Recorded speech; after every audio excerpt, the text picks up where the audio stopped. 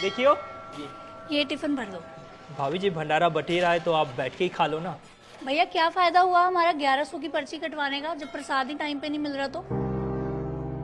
जब पर्ची कटवाने आते हो तब तो बड़े प्यार से बात करते हो आप लोग, अब प्रसाद देने के टाइम पे नखरे कर रहे हो।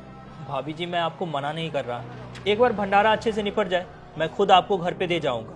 अब यहाँ कुछ कम हो गया तो दिक्कत हो जाएगी। वो ठेका ना भैया हमारा नहीं है, हमने आपको पूरे पैसे दिए थे ना, तो लो भरो टिफिन। अरे भैया खाने का भी ना कोई टाइम होता है, ये भंडारा तो शाम तक चलने वाला है, तब तक क्या मैं यहीं बैठी रहूं? इस चक्कर में मैंने घर पे भी खाना नहीं बनाया, घर पे सारे लोग ना भूखे बैठे हुए हैं। अरे भाभी जी, तो सबको यहीं बुला लो ना, यहाँ बैठ के खाएंगे तो अच्छा भी लगेगा।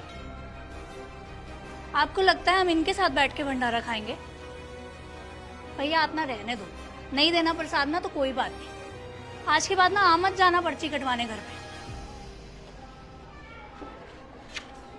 भाई इतने गुस्से में क्यों चली गई वो? टिफिन भरवाने आई थी, आपको तो पता ही है यहाँ सब्जी कम हो जाएगी तो इतनी जल्दी बनेगी नहीं। मैंने कहा यहीं बैठ के खा लो, तो कहती है कि पर्ची मैंने इसलिए नहीं कटवाई कि यहाँ बैठ के खाओ इन सब के साथ। बहुत गुस्से होके गई है, कहती है कि अगली बार से पर्ची मत कटवाने आना। भंडारे की कितने की पर्ची थी आपकी? 1100 की। ये लो भाई साहब 1100 का प्रसाद। पर आप ये मुझे क्यों दे रहे हो?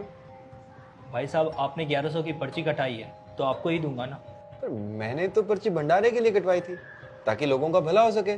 भाई साहब लोगों का भला तो होता रहेगा, आपका जरूरी है, आपने पैसे जो दिए थे। लेकिन अगर 1100 का प्रसाद मुझे ही दे दोगे तो मेरे दान करने का क्या फायदा हुआ? अब ये चीज़ तो भाई साहब आपको भाभी जी को समझानी चाहिए ना। माफ़ करना भाई साहब, आगे से आपके यहाँ भंडारे के लिए पर्ची कटवाने नहीं आएंगे। कुछ ऊंच नीच बोला हो तो माफ़ कर। राधे राधे। राधे राधे।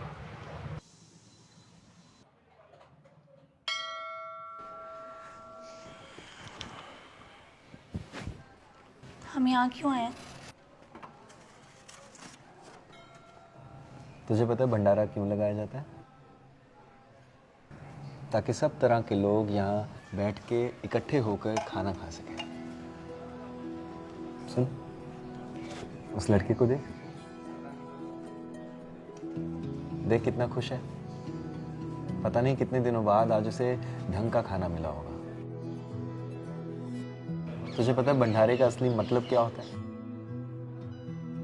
कि यहाँ जात पात धर्म समाज कुछ नहीं देखा जाता, देखा जाता है तो बस दान देने वाले की नीयत। और पता है हिंदू धर्म में सबसे बड़ा दान क्या है? अन्नदान। और मुझे लगता है कि हम बहुत खुशकिस्मत हैं कि भगवान ने हमें इस लायक बनाया कि हम दान कर सकें।